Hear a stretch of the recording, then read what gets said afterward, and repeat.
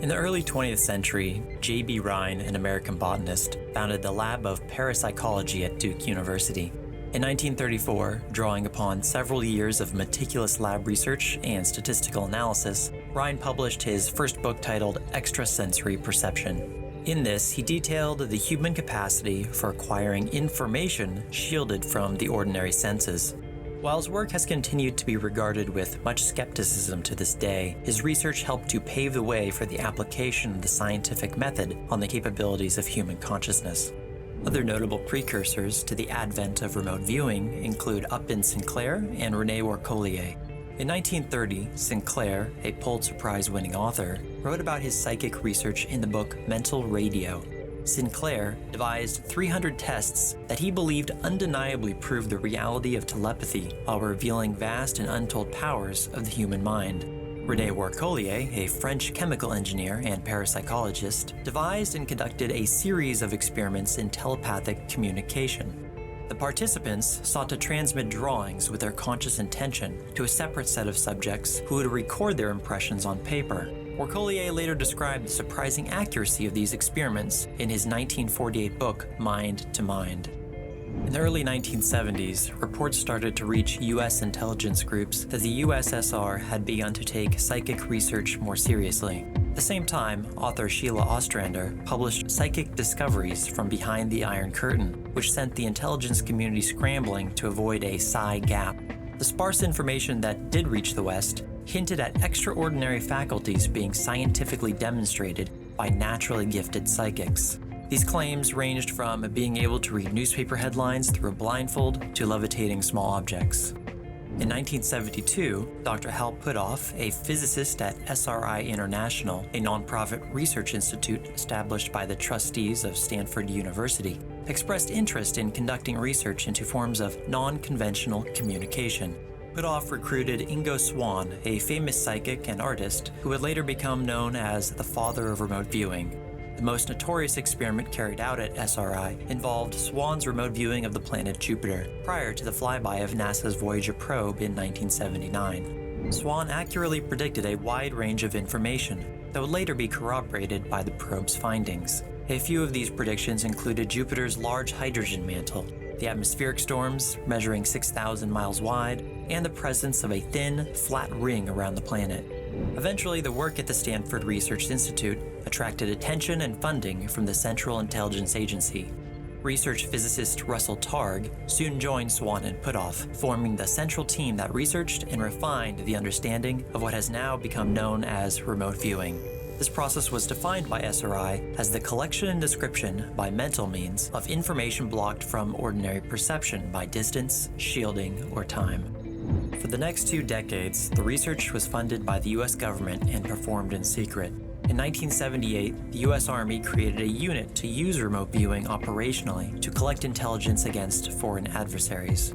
The researchers at SRI were tasked with developing a repeatable, reliable process or psychic technique that could be used for information gathering. What they discovered was that it could be taught to just about anyone, and the method is known today as controlled remote viewing. The program continued under Army sponsorship until 1986, when the operational and research arms of the government's remote viewing program combined under the leadership of the Defense Intelligence Agency. The intelligence data gathered by the U.S. military unit has since been written about in great detail by a handful of members involved with the project. Most notably, Major Ed Dames, the lead operations and training officer for the program, described many of the events in his book, Tell Me What You See. The targets ranged from intelligence on Soviet missile sites to the whereabouts of POWs missing in Vietnam. In 1991, the DIA renamed the top-secret program to Stargate, and in 1995, an act of Congress transferred the responsibility back to the CIA. Jessica Utz, a professor of statistics at the University of California, and Ray Hyman, a professor of psychology at the University of Oregon, were both independently commissioned by the CIA to review whether or not the program should continue as an information gathering tool. Professor Hyman's report concluded that while the results did appear significantly higher than random chance would allow, and that there were no obvious flaws in the testing technique, he contended that the study of psychic phenomena was simply unfounded, since it significantly departed from the established sciences.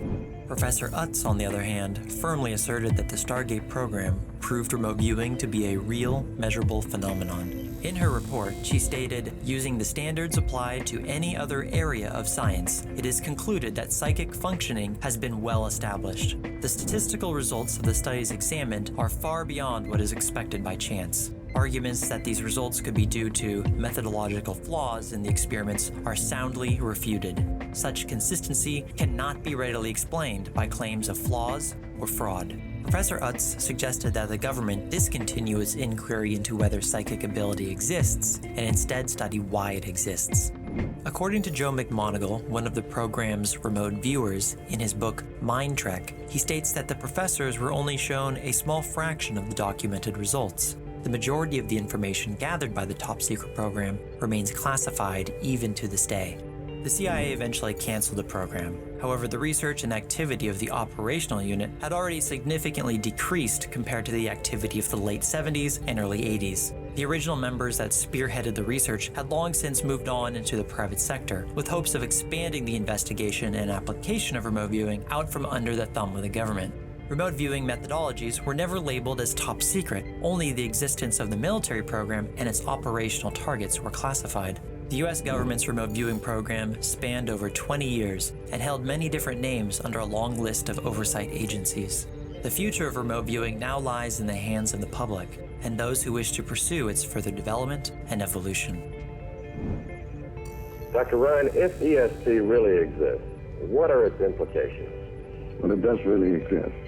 It does really occur, we'd say. The implications begin with the basic fact that ESP is non-physical.